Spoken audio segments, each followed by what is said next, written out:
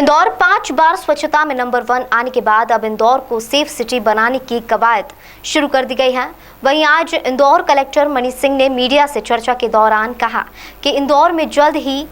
IT sector को 24 घंटे की अनुमति मिलने वाली है। नाइट लाइफ में आमजन के साथ किसी प्रकार की घटना न हो, इसके लिए पुलिस के साथ मिलकर एक एक्शन प्लान तैयार करने की शुरुआत की जा रही है। आज भंवरकुआ थाना क्षेत्र के 5 मंजिला होटल को ध्वस्त करने की कार्रवाई की गई है।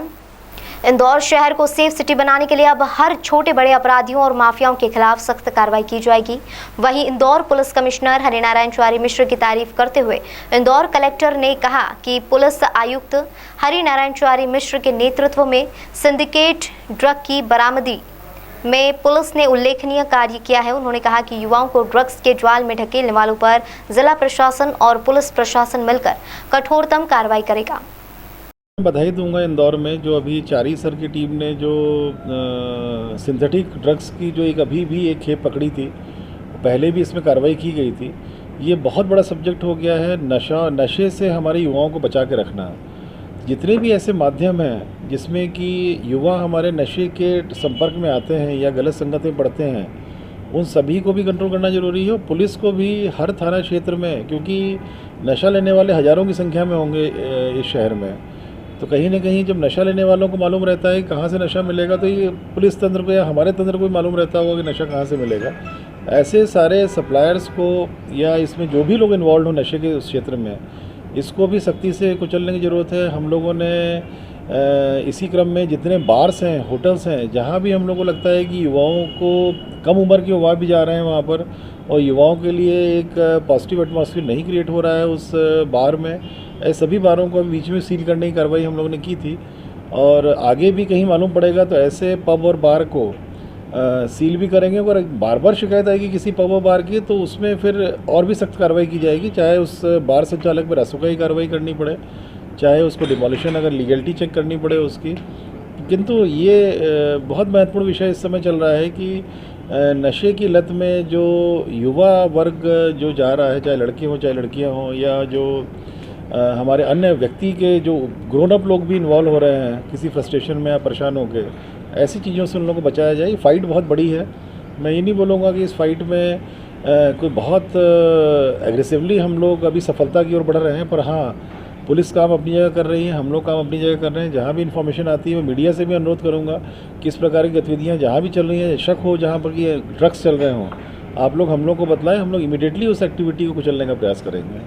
जैसा आपने बोला कि नाइट लाइफ तरफ है, तो नाइट लाइफ से तात्पर्य ये है कि जो हम लोगों ने श्रम डिपार्टमेंट के माध्यम से नोटिफिकेशन हुआ है ये, जिसमें कि नाइट में रेस्टोरेंट्स खुल सकेंगे, इसके लिए अभी स्टार्टअप्स की एक समिति ने, जो स्टार्टिंग इंदौर हुआ था, उनकी समिति ने किस प्रकार से एक्टिविटीज़ होनी चाहिए रात में से वर्किंग करके उन्होंने एक पेपर तैयार किया है। वो अभी माननीय सांसद जी आएंगे तो उनके समक्ष हम लोग मीटिंग करेंगे उनके साथ में, और उसमें कुछ और भी प्रमुख लोग रहेंगे। चूँकि इंदौर जिस ग्रोथ में जा रहा है इस समय, आज फास्टेस्ट ग्रोइंग Tier 2 सिटीज़ में इंदौर का नाम आ गया है। कोई ऐसी रैंकिंग इसमें नहीं होती है, पर जिस प्रकार से यहाँ पर बाहर की कंपनीज़ ऑफिस स्पेसेस ले रही हैं और जिस प्रकार से रियल एस्टेट का फीडबैक हम लोगों को आ रहा है कि बिल्टअप स्पेसेस कम पड़ रहे हैं इंदौर में, तो डेफिनेटली आने वाले 2-4 सालों में आईटी क्षेत्र में, विशेष तौर पे अन्य क्षेत्रों में भी सभी बड़ी कंपनीज अपनी प्रेजेंस बना रही हैं इंदौर में। इसके लिए ज़रूरी हो जाता है कि जो कम्युनिकेशन इंदौर की आईटी कंपनीज़ या बीपीओज़ का बाहरी कंपनियों से होगा, या अन्य जो कंपनीज़ कार्य करेंगी, इससे भिन्न भी अगर सोचा जाए, अन्य कंपनीज़ भी जो काम करेंगी, उनके लिए रात में रेस्टोरेंट चालू रहना, जैसे कि फॉरेन में भी रहता है या अपने बेंगलोर वगैरह में शुरू हो गया है। रात में पब्लिक ट्रांसपोर्ट भी एक मिनिमम जो रिक्वायरमेंट रहती है उसके फ्रिक्वेंसी पे पब्लिक ट्रांसपोर्ट चालू रहना, दवाइयाँ की दुकानें खुली रहना रात में, कुछ बेसिक चीज़ें हैं जो रात में भी आवश्यकता अब पड़ने लग गई हैं इस शहर को। सबसे महत्वपूर्ण क्या रहता है, जो रहता है हर किसी भी सिटी के लिए, सेफ़ सिटी रहे। वो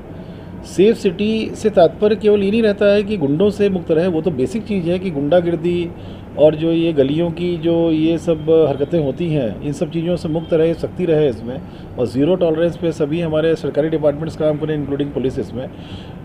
इसके साथ साथ लैंड रिलेटेड जितने भी इश्यूज़ रहते हैं, फूड एल्ट्रेशन रिलेटेड जितने इश्यूज़ रहते हैं, खाने में जो मिलावट होती है खाने के पदार्थ, खाने की सामग्रियों में,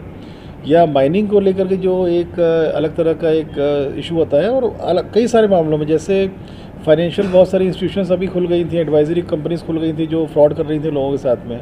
ऐसे सभी तरह के मामलों में जो क्राइम होता है, इसमें इंदौर स्वच्छ रहे, ये भी हम सबकी जिम्मेदारी बनती है, चाहे शासकीय डिपार्टमेंट हो, चाहे मीडिया हो, चाहे हमारे सम्मानित जनप्रतिनिधिगण भी यही चाहते हैं सभी लोग, और जनता की भी जिम्मेदारी ये बनती है। तो इसके तहत कार्रवाई आज जो इस होटल वाली जो कार्रवाई हो रही है तोड़ने की, इसमें पहले कई तरह के अपराध हो चुके हैं, महिलाओं से रिलेटेड अनैतिक गतिविधियां चल रही थी। इससे बड़ा स्पष्ट एक संदेश देने का प्रयास किया गया है कि इस प्रकार की गतिविधियां जहां भी चल रही हैं वो लोग ना करें, चाहे होटल हो,